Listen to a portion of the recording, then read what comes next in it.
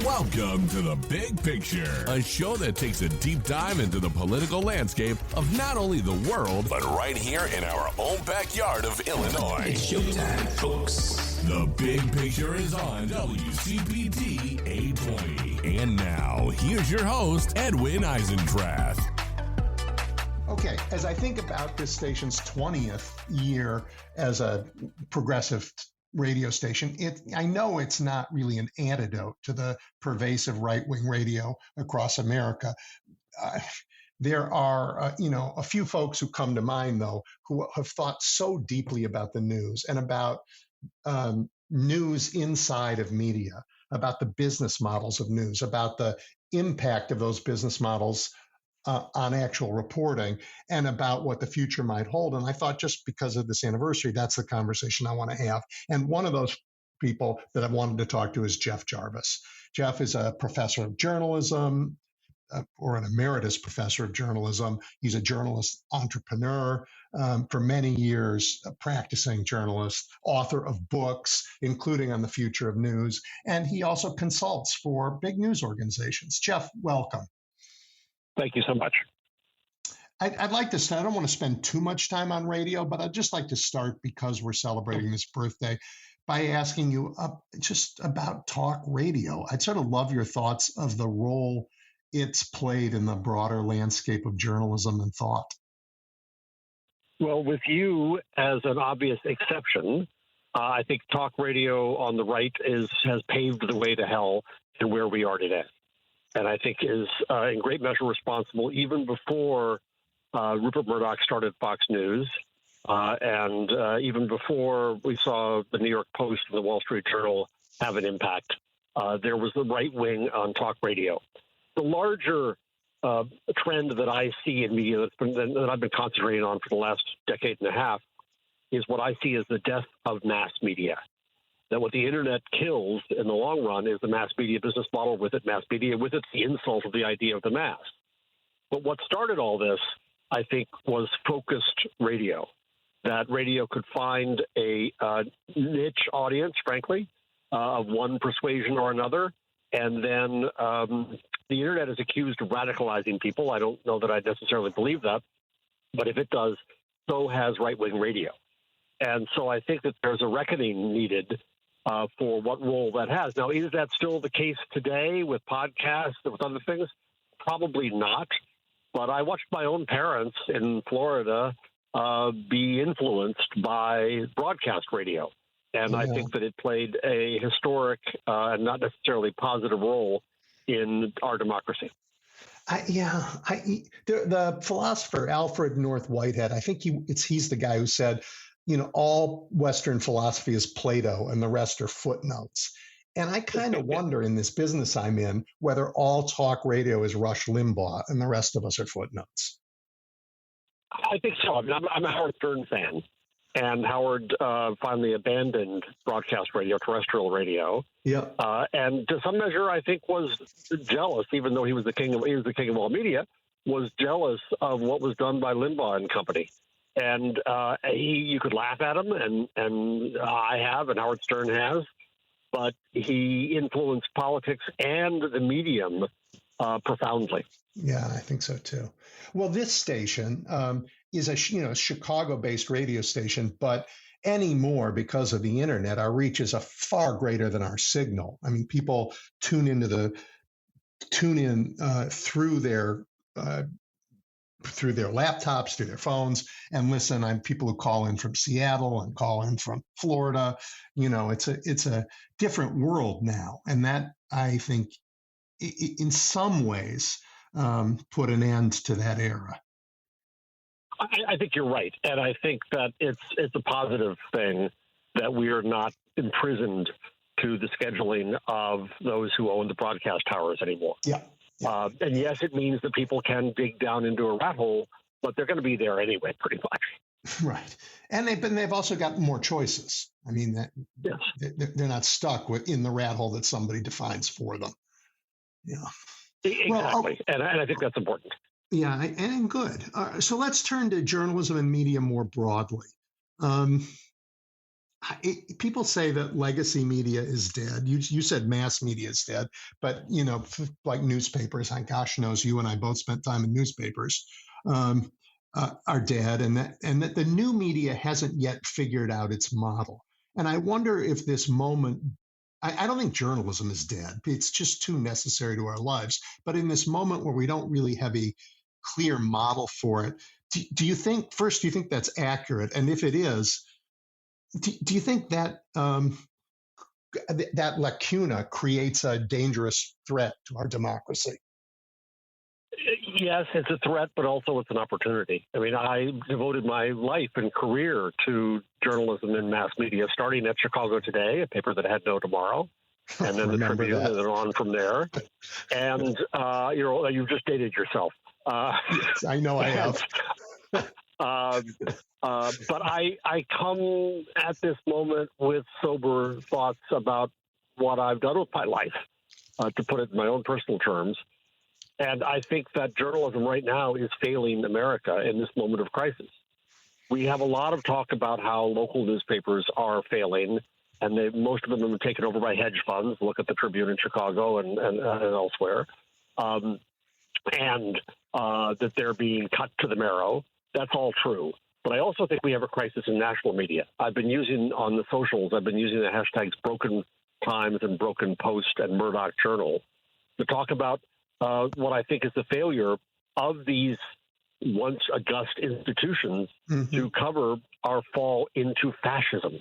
As we're talking, the New York Times editorial board had an editorial saying at last, well, it's time to fight Trump, but they couldn't reflexively miss the chance to both sides and say, well, the Democrats have problems too. And they couldn't miss the nannying moment of telling us, well, don't be too performative. Don't be too brash. You've got to bring together a coalition. You don't want to force people back to Trump by being mean to them. No, this is a time for resistance. We are in the midst of fascism, and that has not been recounted in the Times or the Post or CNN or so on. When I was in Chicago, I took German and never paid attention, so I'm very bad at it, but I keep on trying to convince myself that I can. So now with the help of Google Translate, I read German media. Yep. Zeit and Zeit Online has been doing an excellent job, far better than American journalism, of covering the position where we are now. And it's a shame on our institutions. So I'm not sure what happens with that. I'm a blogger since I survived the World Trade Center on 9/11. I believe in the opportunities of democratized media, blogs, podcasts, TikTok, and so on. I think they're great. Yes, they also allow jerks to speak as well, but that's democracy. That's free speech. So I see huge opportunity, but you're right. Between now and figuring it out is going to be chaos.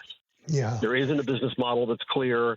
There isn't a support. Trying to support the old models and old newsrooms isn't going to work. We need new models of journalism, past mass. Yeah. And it's going to take a generation or two at least to figure that out. So I want to dig a little deeper into some of the things you just said.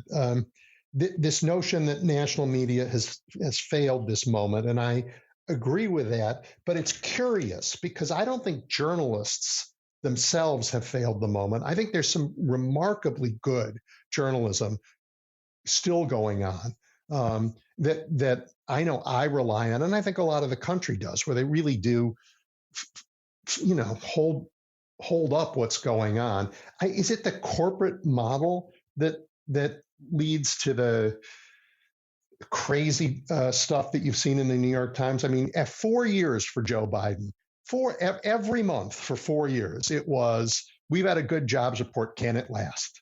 We had another good jobs report. Can it last? Inflation is coming down, but will it keep going down? Every time we had that kind of, it's good news, but you should worry about something that doesn't exist. We're going to tell you about something that doesn't exist and make you worry about it. And then we don't get that with Donald Trump. We get Donald Trump is going to Detroit to meet with union members. Really? By that time, you could have said, well, he says it, but maybe it's true. They didn't bother. Is that because of the corporate model? Because it isn't really the journalists. You can try to blame capitalism for a lot, but I don't think it takes the full blame here. You're right. There is excellent journalism still, but there's also shoddy journalism. And I think what's shoddiest is now the leadership of these institutions. and how they choose to play things and what they choose to cover and how they choose to cover it. And I think that's not terribly curable. The Washington Post is now in shambles thanks to Bezos hiring a Murdochian Will Lewis to head it. Yep. My amusement these days is that I've never in life agreed with the Wall Street Journal editorial board, but these days they're so pissed off about tariffs, I'm actually agreeing with them, which tells you how topsy-turvy the world is. The Times has been our greatest, but I don't think it is now. And I think that I would describe that it's not just the business model, it's also the culture. It's also this idea of the journalist as above it all, as somehow inhumanly objective, and we don't have opinions, and that separates us from the public. You're right that the business model comes in, but it comes in I think, in a surprising way. So in 2017 or 18, my friend Jay Rosen at New York University, a journalism professor, wrote a post saying, the New York Times' primary support has now shifted in majority from advertising to subscription. This is going to have an impact on the relationship of the newsroom and its public. And he didn't prescribe what that was, but as I extend that these days, I think what we see happening is that these news organizations are still addicted to the idea that they serve everybody, that they are mass media, and that they don't want to piss off the right, and that they can somehow aggrandize themselves to the right and to the Trumpists, which, of course, is absurd and wrong because the Trumpists are never going to read the New York Times, right? But in the process of trying to be nice to them and trying to empathize with them and trying to go find them in diners, what they do is they piss off their last loyal readers on the left. I wrote a piece for Columbia Journalism Review right before the election saying that right now it's the left, and I include myself in this, that's most angry with the Times and the Post and company because they have not served us and because they lost us in that process. A sense of betrayal. Yeah, that was a business. To a great extent, that was a business decision. It was an awfully flawed business decision, and we can see it in microcosm in Joe Scarborough and Mika Brzezinski, who we on the left as MSNBC watchers have tolerated. When they went to bend the knee to Trump, it was bad enough they helped him get in the first time, but when they bent the knee to Trump in Mar-a-Lago after the election, we were all enraged, and their audience went down immediately, and it didn't work. They didn't bring in any Trumpists to their show. They lost the people who were watching them, and they betrayed them, as you said. Yeah, that's so interesting. I mean, I guess we're going to be in a position for a while where journalism and affinity go together. It doesn't mean you can't speak the truth, but people need to know what side you're on. And I mean, I guess if Fox News went and did something kind for Democrats, they would lose a bunch of their audience. So I guess news is trapped in some ways by the partisanship in America. No, I think what we're seeing instead is this awkward transition out of the presumptions of mass media. On my desk is a directory of all the newspapers and magazines in America in the year 1900. It is a thick, heavy book. And in New York City alone, counting Brooklyn, there were 46 daily newspapers. There were scores of weekly and monthly publications, some national, but most serving New York and serving what we would now call niches, like Finnish sailors. And so we're back in that world. We're back in that world. Which is not bad because it's not fragmentation. It's not polarization. Instead, it is publications that better serve the communities that they serve. And so you had in the day the Tribune, the Herald, the Mirror, the Sun, the Times, and on and on and on. And people bought those publications, and those publications argued with each other and tried to beat out each other. And there was something healthy about that. I think something that was truer to what a multifarious democracy is. So that's what we're returning to. And I don't regret that. I don't call that polarization or fragmentation. I call that the cacophony of democracy. Yeah, I think that's right. I like that. I mean, community newspapers I always loved. Back, when I was a child, I was a Chicago alderman way back when. But the best sort of coverage of what was going on in my community were the very local little papers that just covered that area. And there was a different kind of news, but it met a different need. And I think we have to also redefine our notion of local. It's not necessarily geographic at all. I live in a town that barely went for Biden, so I'm surrounded by a fair number of Trumpists. They don't like me. I don't much like them. But online, I find all kinds of different communities.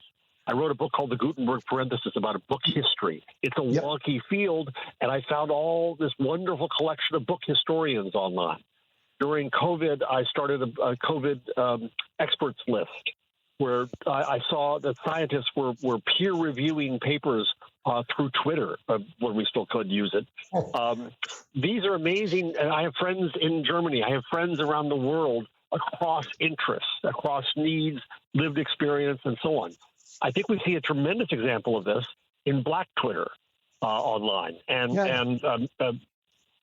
Meredith Clark at the University of North Carolina has a wonderful new book out called, I think it's called We Tried to Tell You, about the phenomenon of Black Twitter and how Black Americans, not one community, but many communities, reuse tools that were not intended for them for their own purposes of sharing their lives and creating community and organizing and so on. And I think that that's a model for the future of media, is that it's not controlled top down. We've got to recognize that it is emergent. This was the sort of early promise of the internet, that it would allow communities of interest to form regardless of geography. And it has kind of met that promise. I like that. Well, it's gotten corrupted. And here you can blame capitalism again. You could also blame egotistical, testosterone-hyped Silicon Valley executives. So I started my blog, as I said, after surviving the attack on the World Trade Center on 9/11. And it changed my view of all media, because I realized that when people linked to me and I linked back to them, there was a conversation that was occurring in different places and times. And that blog was on WordPress finally, and it was open source. And I blamed myself for getting distracted like a dog and a squirrel when Twitter came along, because suddenly now I could get a thought out of my head and I could get a reaction and be in conversation. And it was wonderful. But of course, Twitter was vulnerable, as we now know, being taken over by a narcissistic nihilist named Elon. And so it's my fault that I didn't continue. I still have a blog. I still use my blog, but I didn't continue to love it as an open source property of my own versus a corporate structure. And we now have Blue Sky, which says they're going to federate. And I hope they move forward with that. We have Mastodon, which is small, but good. We have to support the architecture that the internet was intended to be, which is federated, distributed, and open source. Yeah, I think someday when we have a Congress again, God willing, hopefully, right? We need to deal with the algorithms as a form of speech and hold them liable, not just for what people say on platforms that's libelous, but the algorithms themselves as a form of speech. And I think I don't actually agree with that. In a few ways. One, it's free speech itself. Right, but we don't regulate it like speech. We don't hold them accountable for libel. Because Section 230 is a beautiful thing. It is the First Amendment of online because it allows speech to happen. If there were not that carve out for speech, then companies would not allow any speech because they'd be liable for it. We wouldn't have any of these communities because there'd be too much risk. And if we had if we didn't have Section 230, we'd also have a situation where what happened before it was that you were not motivated to moderate speech, and so you end up with the worst of the worst. You end up with 4chan everywhere. So Section 230, in my view, is very wise legislation. What's happening is that both the right and the left are trying to blame everything on the internet and trying to bring a pincer move into it. That's going to affect all of our speech, and I think that's wrong.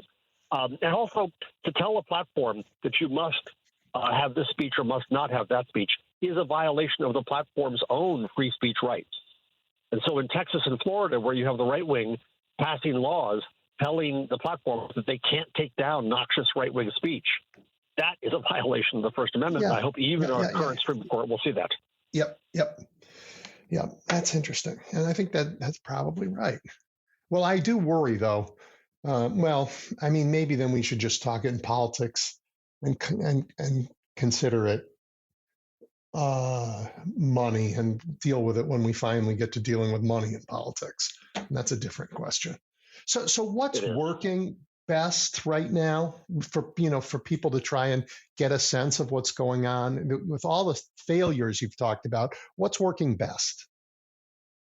Not a lot, but I think that there are podcasts and radio stations that are good. The Midas Touch has taken off on the left, and I think it's doing a decent job of curating the news out there.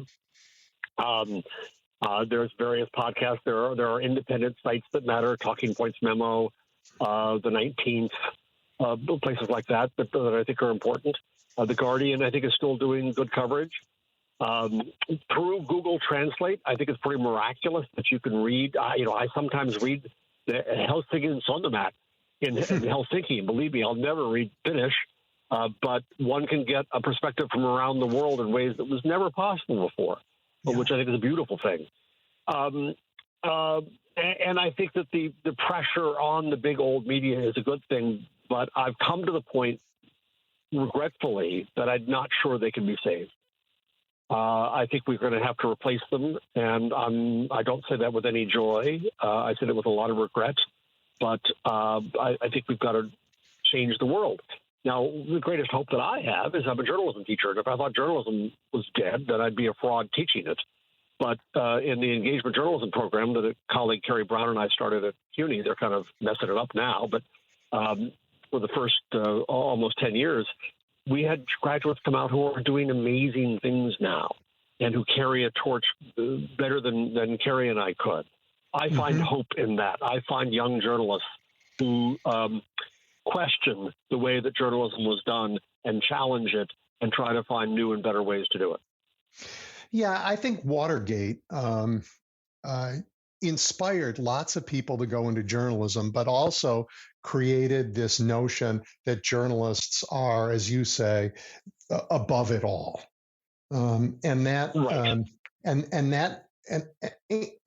led, and also that replaced skepticism with cynicism, and that led journalists to focus on negative and to do this both sidesy stuff and the I'm above it all stuff that both separated journalism from America, but also gave America a false view of ourselves, and that we're paying for. Yeah. I think you're absolutely right. There's a movement in the U.S. called solutions journalism, which try to say that we shouldn't just report the problems, we should report where people are trying to deal with them, where that happens. There's a movement in Europe called constructive journalism that says what you just said, that we're giving people a false view. Yeah. And I think that we need investigative journalism, God knows, more than ever now. Yes, we do.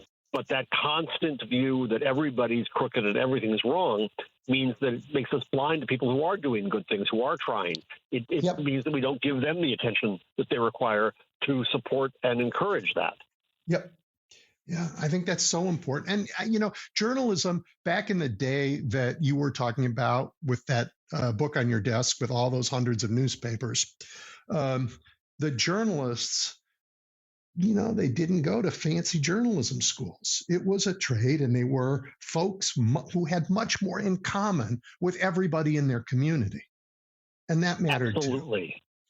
Absolutely. In fact, I'm writing a history right now of the linotype. You're probably old enough to remember what that is, but some aren't. Sorry. It's what. I also know what a card catalog is at a university. Exactly. And it changed typesetting from one letter at a time to a line at a time, and it sped up media and made mass media possible. So I'm reading a lot of history from around that time, and the typesetters were strongly unionized, and oddly were not. Some were put out of jobs by this new machine, but they decreed we will take charge of the machine, and they ended up becoming bigger and stronger than ever. The journalists, on the other hand, were not well organized and were paid horribly. And around then is an interesting phenomenon is that they were paid so badly that it meant that rich kids were the ones who came into it. And we started to see both the professionalization and the entry of class into journalism. Yeah. Well, again, that had consequences that I don't think people thought about. I think that's right. But I also think that there are opportunities to make journalism a lot more collaborative than it ever was. In Chicago, you have a tremendous organization called City Bureau that started a program called the Documenters, where they train citizens and compensate them to go and cover, their school board meetings and such. Yes. And now, AI can do a lot of bad things and be done stupidly, but there's also a lot of new opportunities. You can take recordings of the school board meetings across the entirety of, as we used to call it, Chicagoland. No, we never called it that, but the Tribune did. And put them through a transcription in AI, and then you have a queryable database, and you can say who's banning books, who's causing trouble about trans kids in bathrooms. You can find things that was never possible at the scale of journalism before that now are. So I think we can reimagine and reinvigorate journalism to be collaborative, to operate at a different scale, to operate not at mass but at human level with much more relevance. And the business models are not right now apparent, but we'll get there because I think there always will be a demand for journalism. I think so too. I mean, I think we were also for many years, mostly on the right, they put out a product that pretended to be journalism and wasn't, and fooled people. Because it was cheaper to produce, but it wasn't journalism. And I think people are eager to find out what the truth is. I think people are tired of being lied to.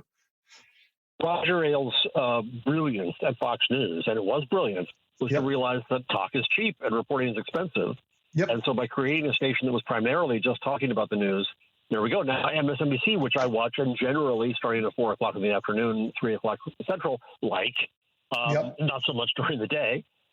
Now that they're going to be hived off because cable has cooties because mass media is dying, means they'll have fewer journalistic resources. There'll be more talk and opinion, which isn't necessarily bad, but I think it's a real shame that you won't be able to have the marriage of those two resources.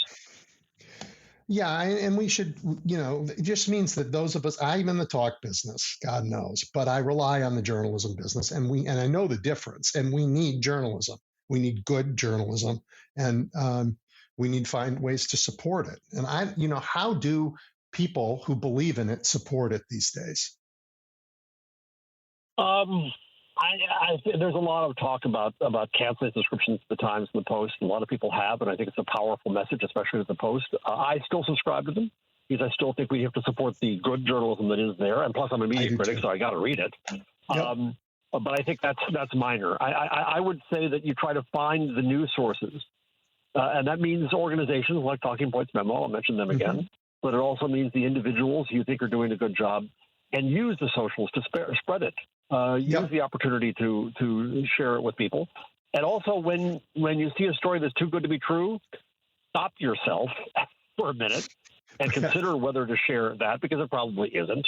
Fact check yourself, figure that out yourself. And when you have friends and relatives who are spreading falsehoods, call them out on it. We're going to have to do this grassroots. We're going to have to do it from the bottom up. And that's the only way we're going to succeed in creating new norms around authority and fact. Yeah. Jeff, I have one other just question for you. I think local news builds a sense of reality. If I say Jeff opened a new restaurant on Clark Street, somebody who reads that can go see it for themselves, and it is affirming of community and reality. If the national news can't do that, they talk about, and the example I use often talking about this is like what happened in a bedroom between a nominee for the Supreme Court and somebody who went on to be a college professor 30 years ago. Like there's no world in which someone can confirm with their own senses what they read in much of the national news. And so it becomes ideologically confirming rather than reality confirming. And so I worry about the loss of local news and what it does to us. Is that sensible? As I say, I think there's a lot of flag saluting that we've got to support local news and thus support journalism. And I'll salute that flag too, but I think that's not the whole picture. I think the much larger picture is the responsibility comes down to each of us. I wrote another book after the Gutenberg parenthesis called The Web We Weave about the internet. And I asked myself, what did people do before print? And I came across this wonderful rabbit hole called fama, F-A-M-A. In Latin, it means it is said. It's the base of the words fame and infamy.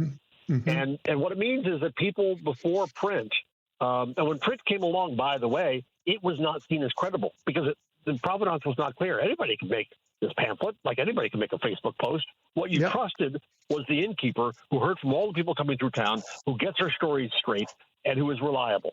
So it was a social system of verification.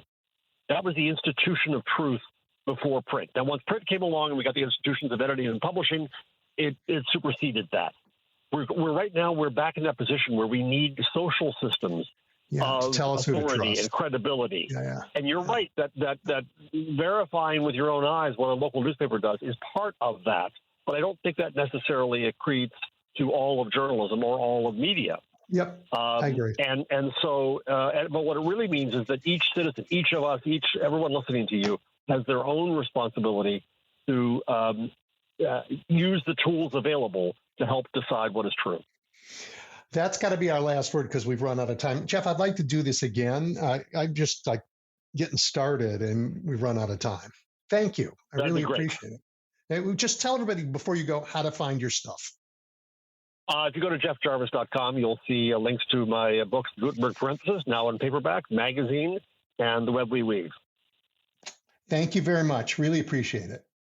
You're listening to The Big Picture with Edwin Eisendrath on WCPT 820. All right, everybody. As I told you just a little while ago, we're celebrating the 20th anniversary of WCPT and its effort to push back against the madness of right-wing talk radio across America. We're just a little piece of that, but the internet has made this signal available all over the country, and that's made a difference.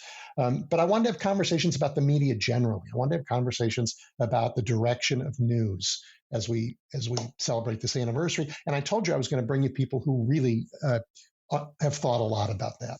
And so I'm delighted right now to be joined by Dan Frumkin, who is the editor of Press Watch and Heads Up News.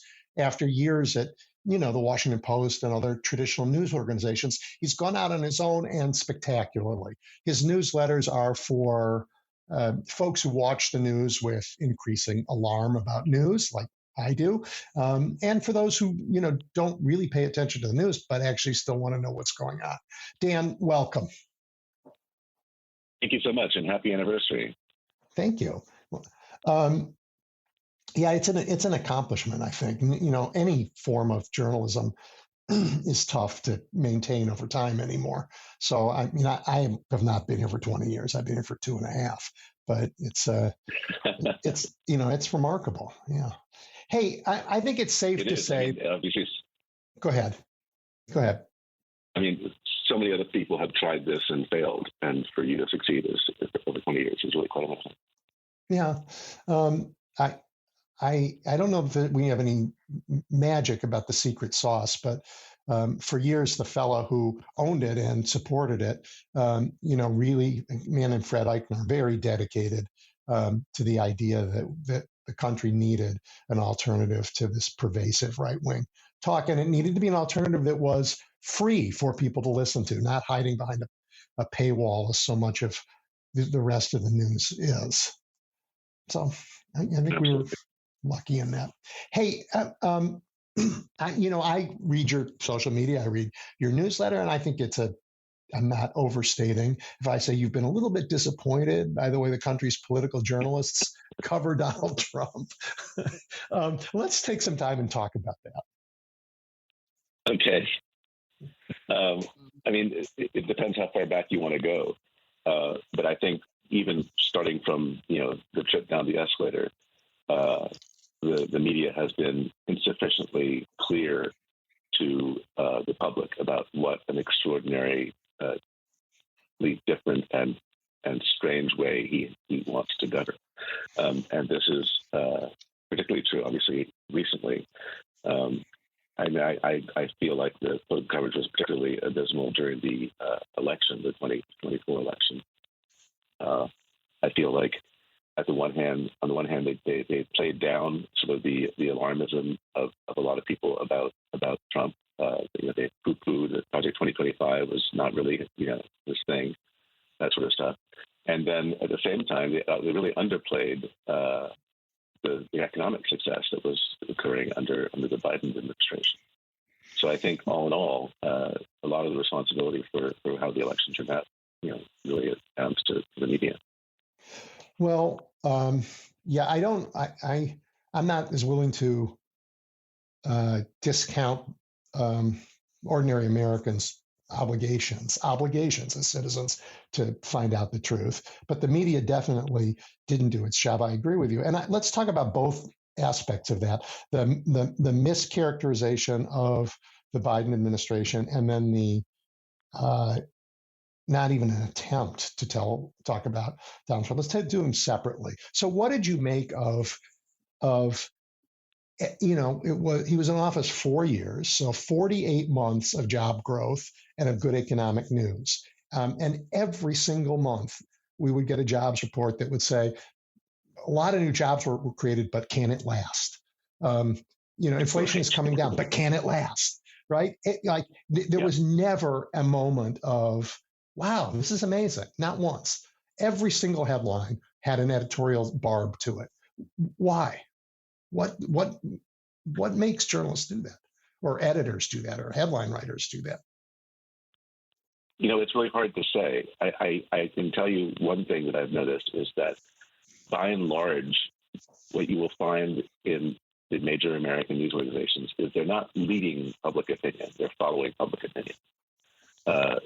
And so, I think that Biden's poor approval ratings basically encouraged them to sort of echo the feeling that there was something lacking, there was something missing. And I don't think that journalists like to be cheerleaders. I don't think they wanted to seem naive. And so they feel very clever, predicting doom under Democrats in particular. Yeah, I think that's right. Let me test another theory. Joe Biden let the numbers speak for themselves a lot. He wasn't out there energetically saying, I need to be on Mount Rushmore because I've done such a great job, right? Like the current fella does. Right. I need a Nobel Prize like the current fella does. And I think journalists, if he had, journalists would have done what they do often with Donald Trump, which is just report what he says and call it news. I think it's a really, really good point. Yeah. I think, but I also think that's kind of wrong, in that the President of the United States should be covered not as a king, but as the leader of the government. And so I think that you're unfortunately right that if Biden had been much more energetic and media savvy about which are both probably, in retrospect, we know why he wasn't. Yep. The coverage might have been more assertive. But yeah, and I don't mean that as a compliment to journalism. I mean, stenography is not journalism, and journalists who think it's news just to tell us what somebody said, particularly when, in the case of Donald Trump, he's always lying. It's a disservice. Right. I mean, what journalists offer, even in the limited space they may have before readers lose their attention span, is some context. And the context under Biden was that the economy had done amazingly well and had this amazing soft landing. And instead, they wrote more, I think, about the threat of a recession than they're writing about it now, when there's one basically storming into the door. The economy actually contracted. So we right, very different economic world. Though I think Americans are noticing the different economy. Whatever the media is doing, public sentiment is more pessimistic about the economy than it was ever when Joe Biden was president. I think that's right. I think the coverage of the current economic situation has been much more assertive and properly alarmist, and I think that's also partly because Trump's poll numbers are going down. Yeah. Is the failure on journalists' part, and this is really, is it partly the way they're trained? Is it entirely or mostly due to the business models around journalism? Is it the legacy of a generation that came in after Watergate, so they replaced I don't know, skepticism with cynicism? What is the reason for this epic failure? Yeah, if I really understood that, I'd be writing a book about it. But I think that, and it's particularly odd when you get to know the actual reporters, most of whom are very smart and very certainly they're very credentialed.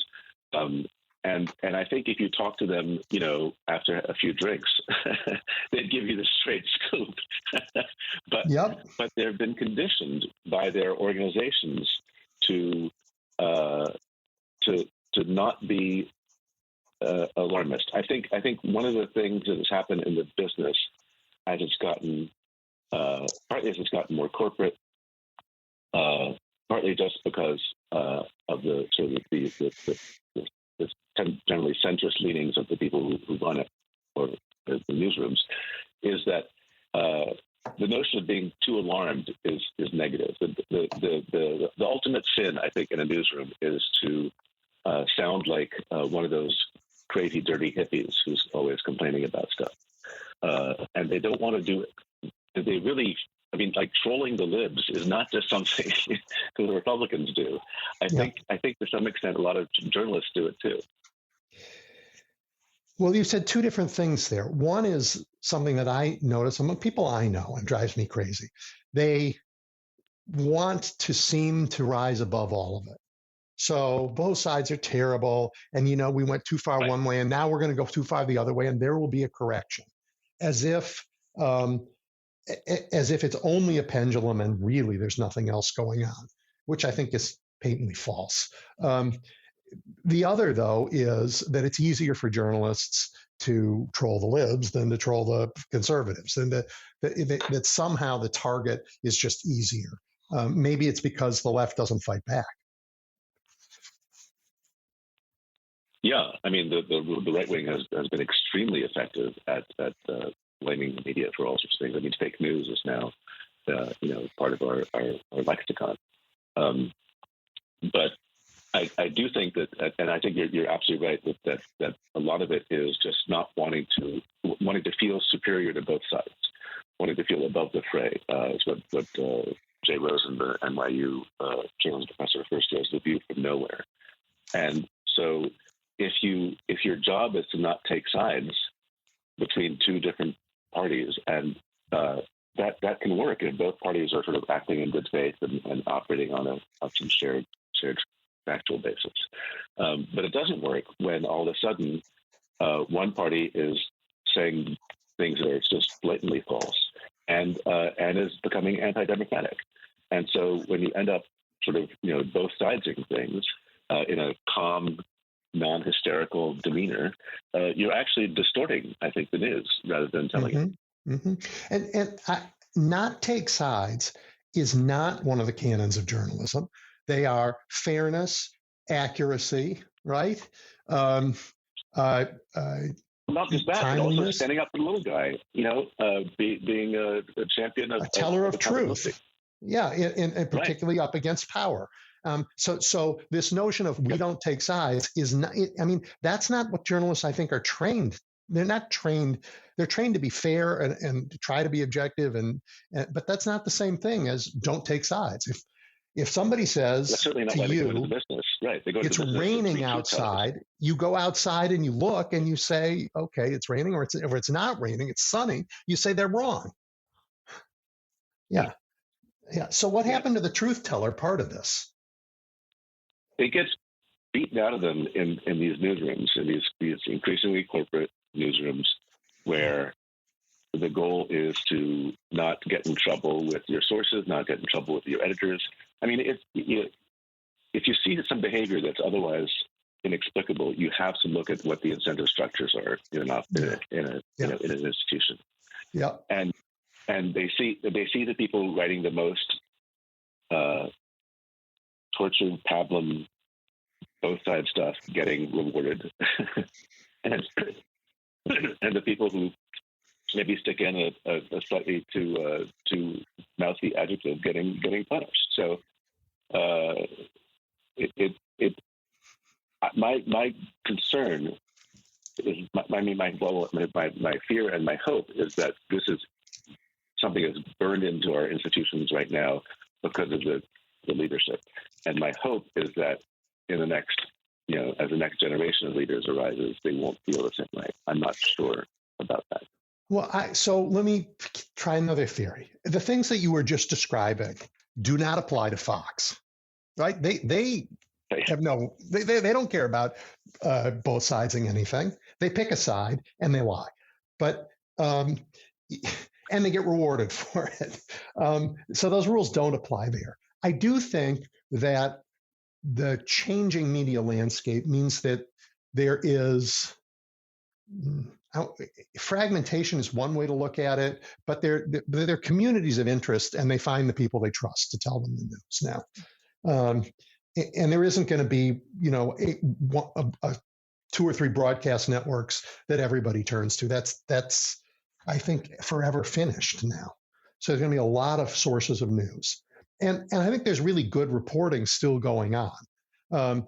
It's the context in which that reporting gets to people, and the way. I don't know, an economy of trust somehow, how it comes to you in a trusted way. And I worry that organizations that people like you and me were talking about a minute ago, I mean, whether that's the New York Times or the Washington Post or a lot of other sort of traditional media, the people who read traditional media read the world correctly and didn't vote for Donald Trump. But they're now angry with the media that they consume because they think it feels like betrayal, this both sides stuff in the face of reality. I'm worried that they're going to just lose their audiences because people are going to say, you know what, I'm going to get my news from somebody I trust. Yeah, would that be? No, I mean, one of the things that always irritates me is when they do these surveys and say, do you trust the media? It's like, well, what is the media? Are you including Fox? If you're including Fox, then I sure as hell don't trust it, right? Yeah, OAN. Yeah. Yeah, or OAN or News Now or God knows what else. What is inexplicable to me is why news organizations haven't realized that there might in fact be a business model in being more forthright about what's going on. Like you said, some have. There is a community of people out there who I think want to have the news without being, hemmed and hawed back. Yeah, I mean, I guess I never thought it was that complicated. To me, when we human beings came out of the cave, right, and there was a guy sitting on a rock in front of the cave, and he said, "There's a tiger over to the left, and there's food you can eat on the right." That's news. The question is, do you trust him? And then, if you trust him, you go to the right. If you don't trust him, you don't know where to go. Right? And it hasn't changed. You got to know that the person who's telling you this stuff is somebody you can trust.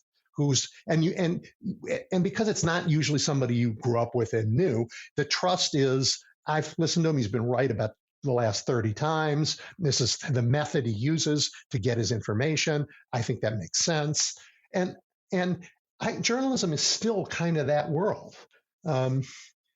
That's why I don't understand why some of the legacy media organizations are throwing away their hard-earned trust. Yeah. Well, it's funny. I mean, I sometimes I do something called "Let Me Rewrite This For You," which is I try to rewrite a piece in the New York Times, or the Washington Post, or the AP, or what have you, in the way that I think would be more honest. And It's actually hard sometimes to do that without sounding like you're hysterical. And so, when the sky actually falls, I mean, there's a lot actually to be anxious about today. It's not. That's not being unrealistic.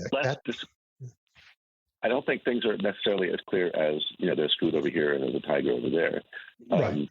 For a lot of these stories, I think what the key is the context. So, for instance, you have all these stories about Trump doing things and then being held up in the courts. What's that about? Well, each story is sort of covered in a vacuum. what it's about is that this administration is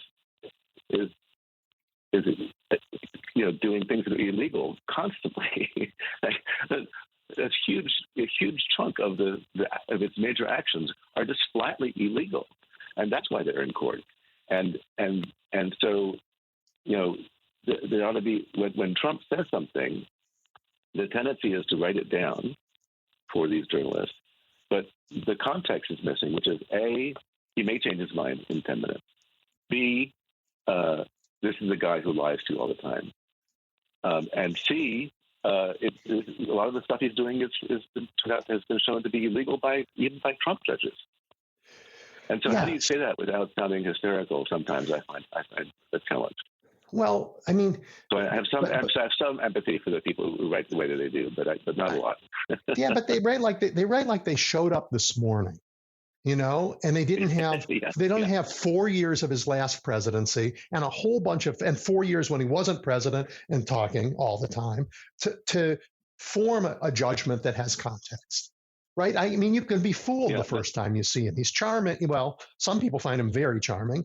And you can be fooled by that. But anymore, I think we all know who he is. And we know, and you're right, like one story about, oh my gosh, the president did something and the courts overturned it is an interesting story. A pattern of like 11 times in a week, major things are overturned, is a pattern of a presidency that is trying to operate outside the rule of law. And that's a different story. Right.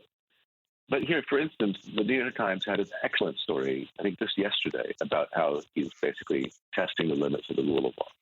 I mean, so the testing the limits, I think, was way too much of a euphemism. But the article itself pointed out incident after instance in which he's absolutely violating the rule of law and trying to expand executive power. But what's head snapping is so I think all these news organizations have done some extraordinarily good news analyses. Yep. And when I'm talking about news organizations, I'm talking about mostly the New York Times, Washington Post, AP, what have you.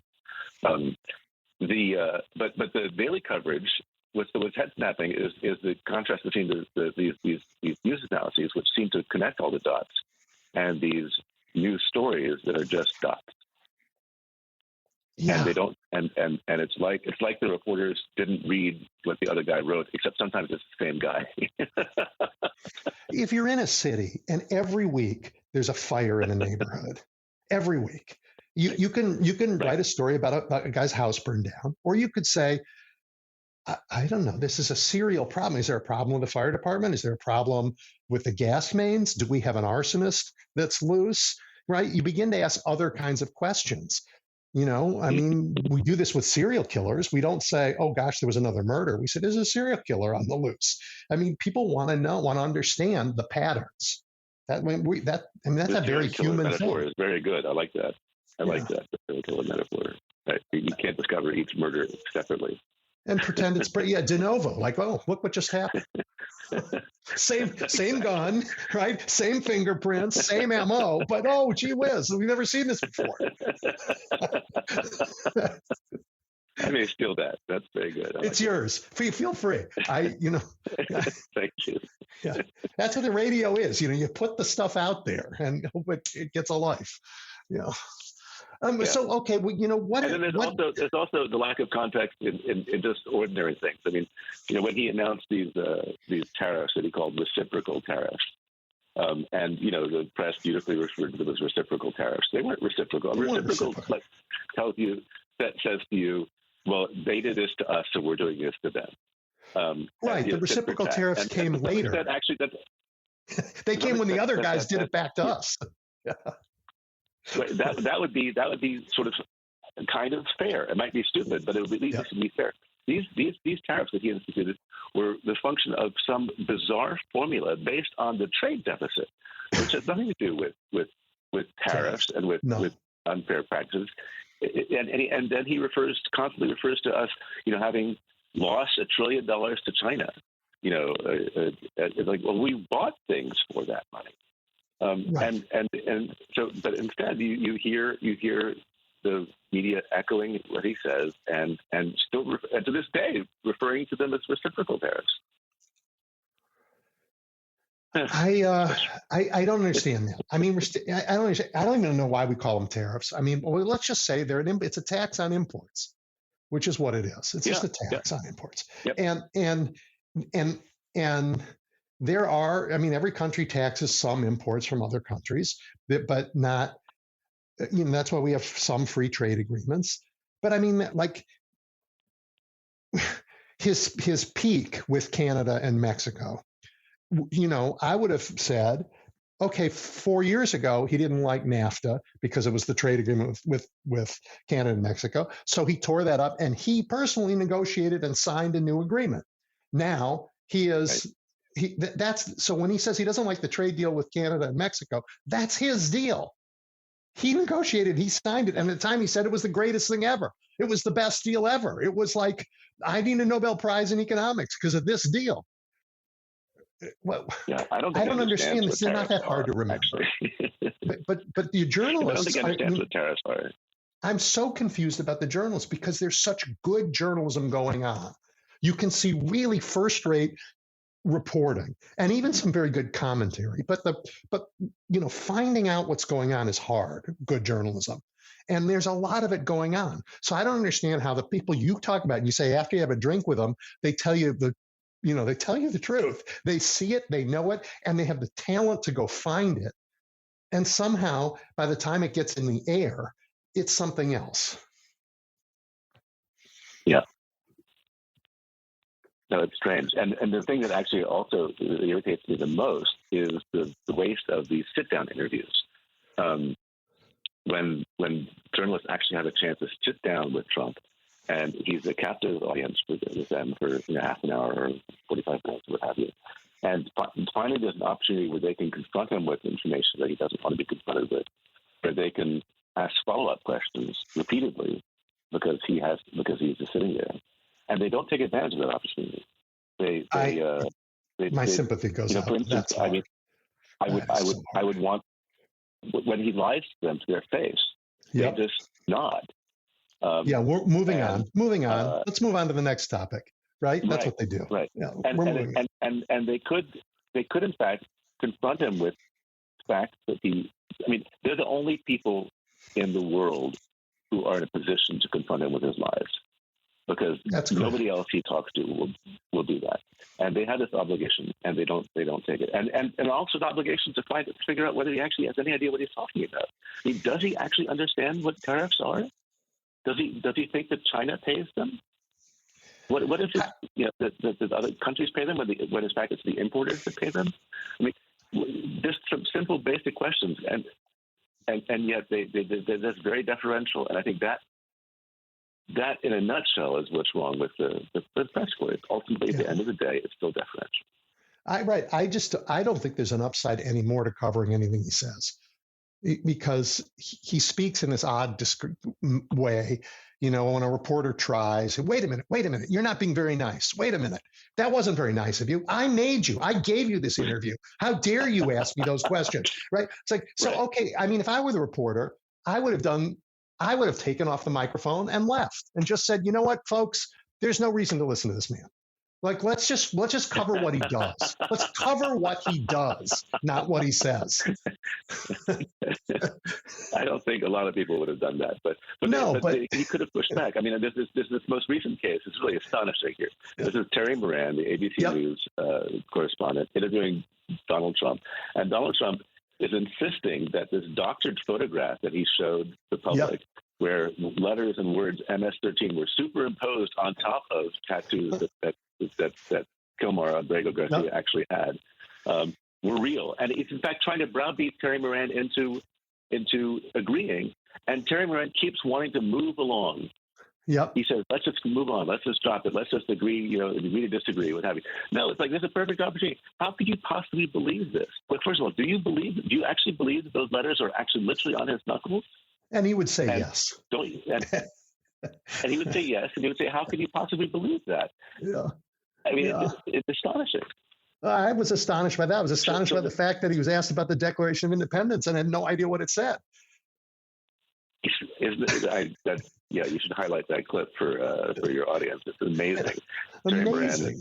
Asks him what he thinks of the Declaration of Independence. He says, "Well, it's what it is. It's a declaration of independence and love." He said. Okay, yeah. We can all get together. What? Get together? Wait a minute. We went the other way. It's all about the usurpations of the king and the need to free yourself of the shackles of a monarch who taxes you and doesn't pay any attention to your needs. All right, so Dan, in a couple minutes that we have left, for Americans who are tired of the lies, the suck-ups, the trade-offs of access journalism, or the giveaways of corporate journalism, where do we find good and accurate news, and then what do we do to help support a healthier news ecosystem? Well, those are great questions. I mean, I think everybody has their own list of go-tos. I actually have been a big fan of Rachel Maddow's coverage on MSNBC, especially on Mondays when she reviews the demonstrations and protests from over the weekend. Yep. I think MSNBC is doing a creditable job. I actually love HuffPost. I think it has this sort of tabloid sensibility to really point out the things that are wrong. I still read the New York Times and the Washington Post. Me too. Good reporting. Yeah. That especially if you read good reporting, and especially if you read between the lines, you learn a lot. AP has been doing some standout stuff as well as some not so great stuff. Yeah. And then you have your liberal outlets, The Nation, Prospect. Yeah, I'd add The Guardian to the list. I think The Guardian's done good reporting. The Guardian, particularly on elections, done a lot. Yeah. And in all these cases, the way to support independent media is to subscribe. It's a terrible tragedy how much of journalism is now behind paywalls. But there is something to be said for paying money to support your local news organization that you support, that you think is doing important work and pro-democracy work. So I would encourage folks to look at, subscribe to newsletters as well. Actually, I have 2 of those myself. Take the last couple minutes and tell people how to find you, Dan. We're out of time, so just tell people how to read your newsletters, how to find you. I have one that's a media criticism newsletter. It's called Press Watch. You can find it at presswatchers.org. And I have another, which is sort of a weekly summary of how the resistance is going. And that one's for the more news averse among you. And that's at headsupnews.org. I really appreciate your time and this conversation. And I actually wish we had more time. Maybe we'll do it again. It's been a real pleasure talking to you. Thanks, Dan. Thanks. Take care. All right. So again, I wanted this special hour to be about journalism and about media in a political world. I hope you enjoyed it. Look, happy birthday to those of you, to WCPT and the folks who've been here the whole 20 years. I am in awe of the gift that Fred Eichner gave to Chicago, and then courtesy of the internet expanding its signal to the whole country, to this great commitment to our democracy, to telling the truth, to being, having fidelity to the facts, particularly in a medium where, when this station got started, was completely famous for it having no fidelity to anything whatsoever.